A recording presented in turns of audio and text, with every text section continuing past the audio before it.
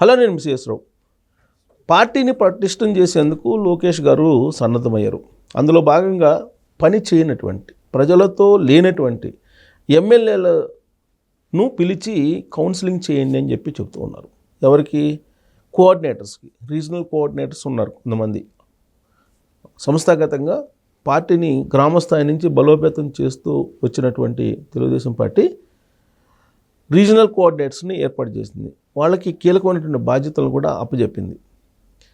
ఎమ్మెల్యేకి, క్యాడర్కి, అలాగే ఎమ్మెల్యేకి, మంత్రికి, ఎంపీలకి మధ్య కోఆర్డినేట్ చేసేటువంటి బాధ్యతను రీజనల్ కోఆర్డినేటర్స్కి అప్పచెప్పారు. అలాగే ప్రతి ఎంపీ కాన్స్టిట్యున్సీ పరిధిలో ఒక టీడీపీ పార్లమెంటరీ అధ్యక్షుడిని కూడా నియమించారు. ఇలా బాటం నుంచి టాప్ దాకా సంస్థాగతంగా పార్టీని పటిష్టం చేసుకుంటూ కీలక పదవుల్ని ఇస్తూ వచ్చారు. అయితే ఎమ్మెల్యేలు కొంతమంది పట్టించుకోవట్లేదు, క్యాడర్ని, ప్రజలను కూడా పట్టించుకోవట్లేదు. వాళ్ళ వ్యాపారాలు, వాళ్ళ వ్యవహారాలు, వాళ్ళ వ్యాపకాలు వేరేగా ఉన్నాయి అనేది వినిపిస్తూ ఉంది. అందుకే అలాంటి ఎమ్మెల్యేలను ఐడెంటిఫై చేసి పిలిచి కౌన్సిలింగ్ ఇవ్వాల్సినటువంటి బాధ్యతను రీజనల్ కోఆర్డినేటర్లకి అప్పచెప్పారు. ప్రస్తుతం మనం అద్దె ఇంట్లో ఉన్నాము. మన సొంత ఇల్లు, ఆ సొంత ఇంటిని సొంత ఇల్లు అనేది పార్టీ కార్యాలయము, అద్దె ఇల్లు అనేది సచివాలయము. కాబట్టి సచివాలయం కంటే కూడా మన సొంత ఇల్లు పార్టీ ఆఫీస్ని పగడ్బందీగా పటిష్టంగా చేసుకోవాలి అనేటువంటి ఒక సంకేతాన్ని లోకేష్ గారు ఇవ్వడం జరిగింది. అంటే సచివాలయం అని అంటే గెలిచినప్పుడే సచివాలయం.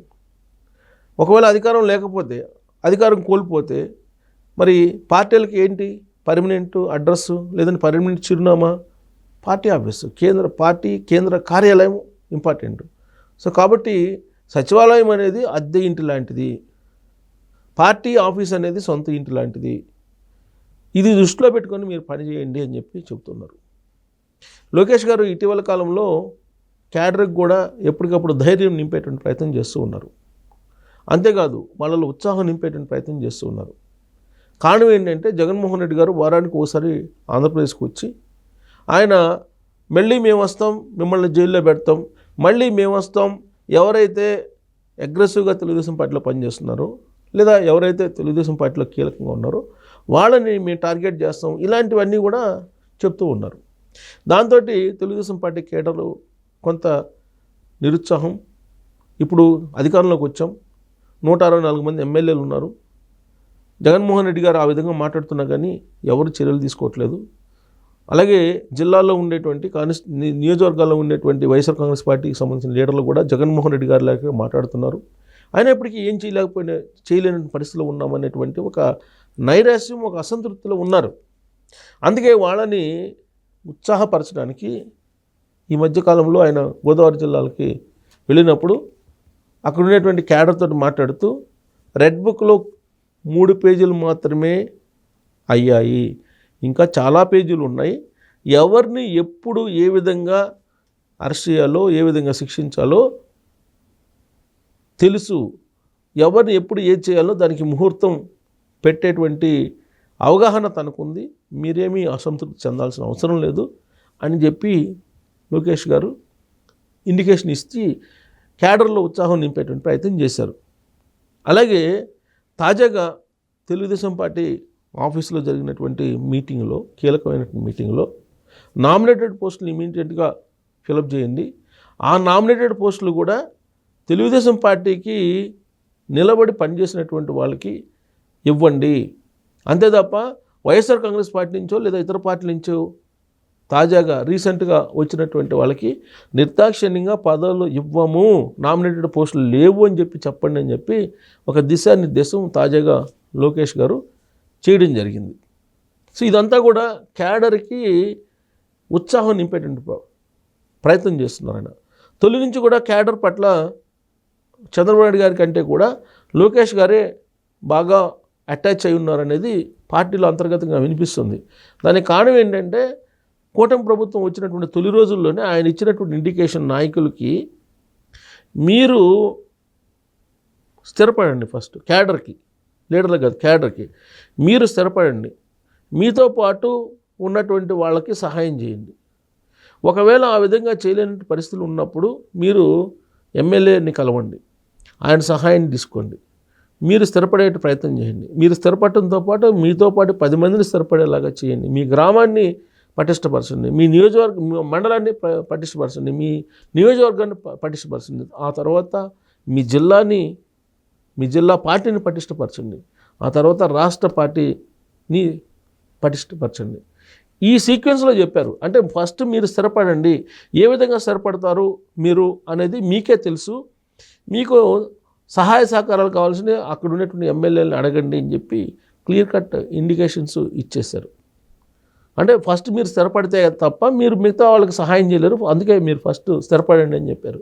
దాని సహాయ సహకారాలు అక్కడ ఉన్నటువంటి మినిస్టరు లేదంటే ఎమ్మెల్యేల దగ్గర నుంచి తీసుకోండి అని చెప్పారు ఇన్ కెమెరా మీటింగ్లో క్యాడర్ తోటి.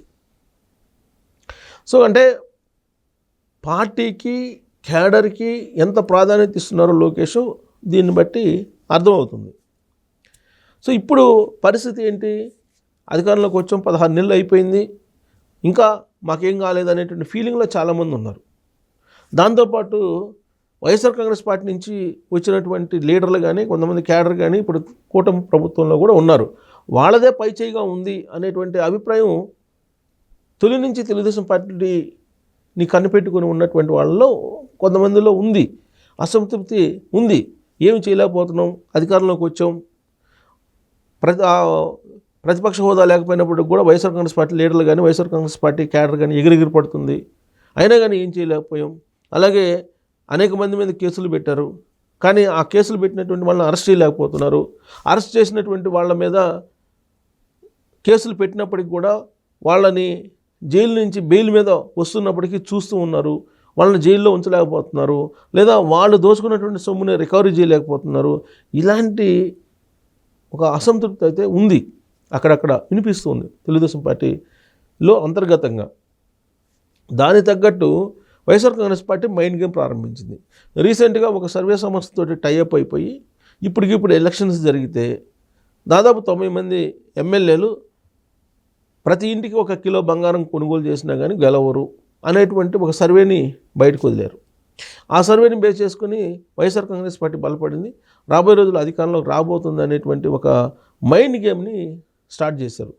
దాంతోపాటు జగన్మోహన్ రెడ్డి గారు ఎక్కడికి వెళ్ళినా కానీ తండోపతండాలుగా జగన్ కోసం జనాలు వస్తున్నారు అనేటువంటి ఒక క్రియేషన్ చేసేటువంటి ప్రయత్నం వైఎస్ఆర్ కాంగ్రెస్ పార్టీ చేస్తుంది. ఒకవైపు క్యాడర్ని నిరుత్సాహపరిచేలాగా మైండ్ గేమ్ ఆడుతుంది తెలుగుదేశం పార్టీ క్యాడర్ని నిరుత్సాహపరిచేందుకు వైఎస్ఆర్ కాంగ్రెస్ పార్టీ. ఇంకోవైపు జగన్మోహన్ రెడ్డిని ఎలివేట్ చేస్తూ ఉన్నారు, జగన్మోహన్ రెడ్డి గారిని. ఈ మధ్యకాలంలో ఒక వీడియో బయటకు వచ్చింది. ఆయన ఫ్లైట్లో వెళ్తుంటే ఆ ఫ్లైట్లో ఉండేటువంటి ఒక చిన్న పాప ఆమె వచ్చి జగన్మోహన్ రెడ్డి బర్త్డే సందర్భంగా కేక్ కట్ చేస్తున్నట్టు ఒక వీడియో వచ్చింది. అంటే అసలు ఆ ఫ్లైట్లో అప్పటికప్పుడు కేక్ ఎలా వస్తుంది, అప్పటికప్పుడు జగన్మామ అనేటువంటి పేరుతోటి ఆమె డ్రెస్ వేసుకోవటం, ఆ అమ్మాయితో పాటు వాళ్ళ కుటుంబీకులు కూడా జగన్మోహన్ రెడ్డి గారి దగ్గరికి రావటం, మిగతా వాళ్ళు ఆయన కూర్చున్న ప్లేస్లకు వచ్చేసి ఆయనకి బర్త్డే విషెస్ చెప్పడం, ఇలా క్రియేట్ చేసి ఒక వీడియోని వదిలేరు. సరే, అది ఆర్టిఫిషియల్ ఇంటెలిజెన్స్ తోటి తయారు చేసినటువంటి ఆర్టిఫిషియల్ జనరేటెడ్ వీడియో అని చెప్పి తర్వాత బయటకు వచ్చింది. కానీ ఎలివేషను వెళ్ళిపోయింది. ఎక్కడికి వెళ్ళినా కానీ జగన్మోహన్ రెడ్డి గారిని కలిసేందుకు ప్రజలు వచ్చేస్తున్నారు అనేటువంటి ఒక ఫీలింగ్. ఎయిర్పోర్ట్కి వచ్చినా వస్తున్నారు, హైదరాబాదు కేసులు గురించి కోర్టులకు హాజరైన వస్తున్నారు అనేటువంటి ఒక మైండ్ గేమ్ స్టార్ట్ చేస్తుంది. దాంతోపాటు తెలుగుదేశం పార్టీ క్యాడర్ని నిరుత్సాహపరిచేలాగా ప్రయత్నం చేస్తుంది. అందుకే లోకేష్ గారు చాలా క్లియర్గా చెప్పారు, సచివాలయం అనేది మనకి ఒక అద్దె ఇల్లు లాంటిది, పార్టీ ఆఫీస్ అనేది మనకు సొంత ఇంటి లాంటిది. కాబట్టి సొంత ఇల్లుని మనం జాగ్రత్త పరచుకోవాలి. తెలుగుదేశం పార్టీ క్యాడరు అని అంటే వాళ్ళ కుటుంబ సభ్యులు, అది క్యాడర్ కాదు, కార్యకర్తల కింద చూడలేదు, ఒక కుటుంబ సభ్యుల కిందనే చూస్తున్నాము. కాబట్టి ఎవరికి అన్యాయం జరగదు, అందరికీ న్యాయం జరుగుతుంది, నామినేటెడ్ పోస్టులు వస్తాయి. అలాగే వైఎస్ఆర్ కాంగ్రెస్ పార్టీకి సంబంధించినటువంటి వాళ్ళు కొంతమంది ఆడుతున్నటువంటి మైండ్ గేమ్లో మీరు పడద్దు, పార్టీని పటిష్టం చేసుకుందాం. అందుకోసం రీజనల్ కోఆర్డినేటర్లు సీరియస్గా చర్యలు తీసుకోవాలి.